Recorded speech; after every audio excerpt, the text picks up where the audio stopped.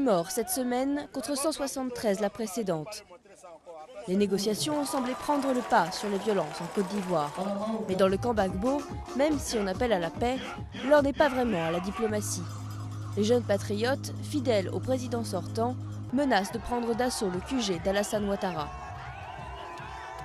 Après le 1er janvier, je vais demander à tous les jeunes de Côte d'Ivoire, les mains nues, d'envahir le Golf Hotel et de faire en sorte que ceux qui y sont et qui ont les fusils puissent quitter cet hôtel-là, parce que nous voulons la paix en Côte d'Ivoire. L'hôtel du Golfe, c'est là que vit Alassane Ouattara, celui qui a été reconnu vainqueur du scrutin du 28 novembre par la communauté internationale.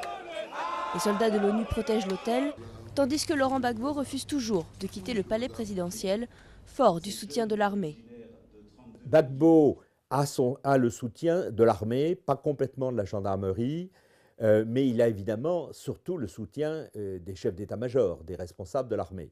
Donc évidemment, il faut voir de près ce que l'armée pense par rapport à l'évolution de la situation. Et il est tout à fait possible et même vraisemblable qu'il y ait des dissensions à l'intérieur de l'armée. 3 chefs d'État d'Afrique de l'Ouest sont venus mardi demander au président sortant d'accepter le verdict des urnes et l'ont menacé d'une intervention militaire s'il ne cédait pas la place.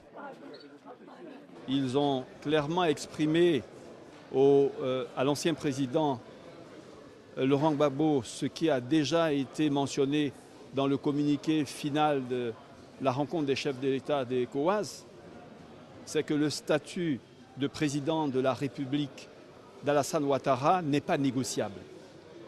Il s'agit donc maintenant de négocier les conditions du départ de l'ancien président Laurent Gbagbo.